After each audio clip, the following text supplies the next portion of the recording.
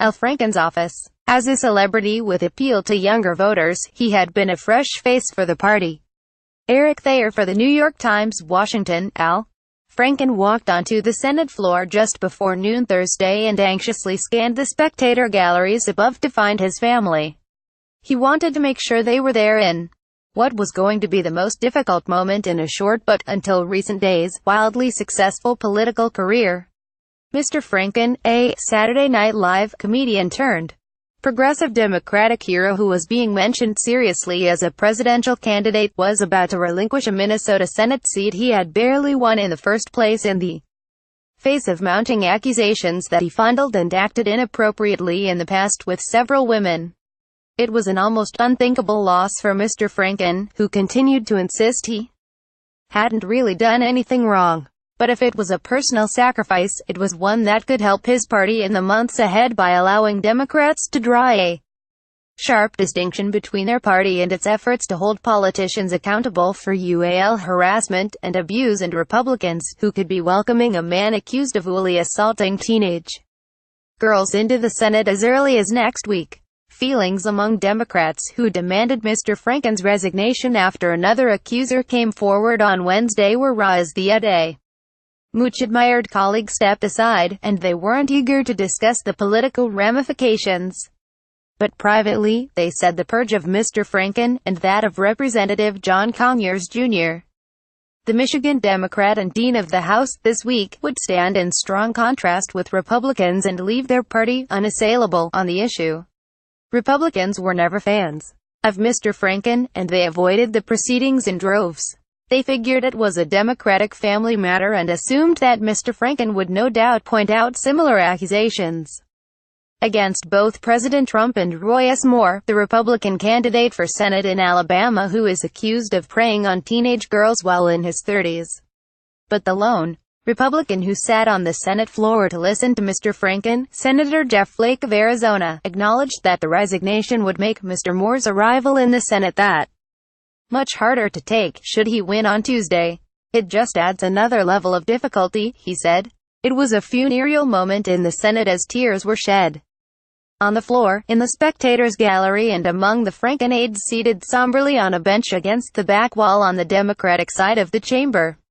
Mr. Franken himself remained composed and was at times defiant, saying that he was confident that he would be exonerated by an ethics investigation, but that he had lost his effectiveness as a senator. There is a big part of me that will always regret having to walk away from this job with so much work to be done, Mr. Franken said. The two top Senate Democrats, Chuck Schumer of New York and Richard J. Durbin of Illinois, turned in their seats to listen to their junior colleague who had meant so much to the party upon his arrival in July 2009 after a contested recount of an election that, he noted Thursday, he won by a whopping 312 votes.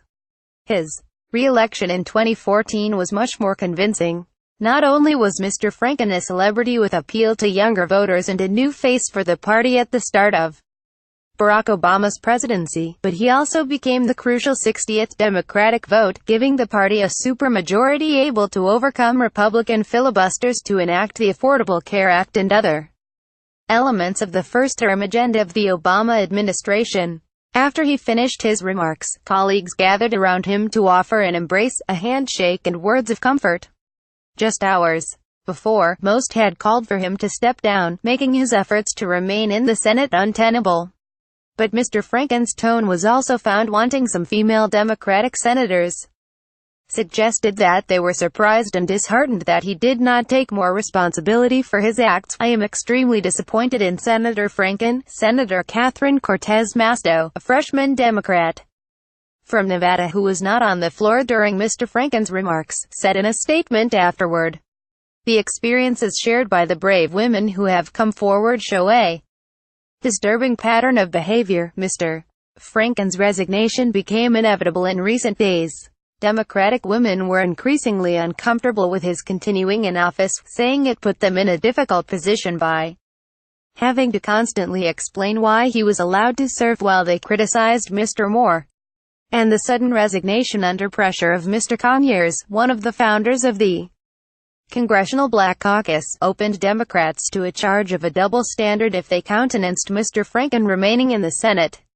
Multiple officials said Senate Democrats were leaning towards pressing for Mr. Franken to step down even before a new accusation arose Wednesday, explaining why a half dozen women were ready to rapidly issue statements calling for his resignation at a pace that seemed coordinated but was not, according to aides. Mr. Franken said he would formally resign in the coming weeks, a timetable that allows a smoother transition and keeps the Minnesota seat occupied by a Democrat with some major year-end issues piling up in the Senate.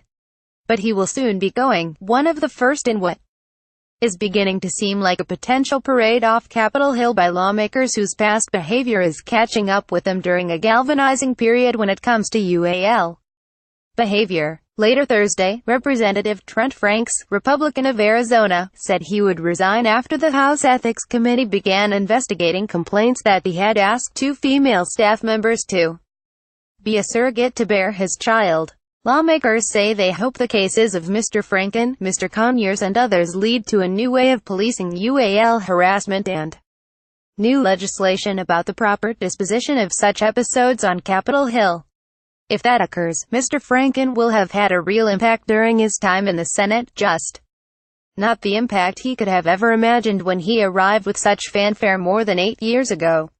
A version of this article appears in print on December 8, 2017, on page A19 of the New York edition with the headline "In Political Stars' Sudden Fall, a Stern Line by Democrats."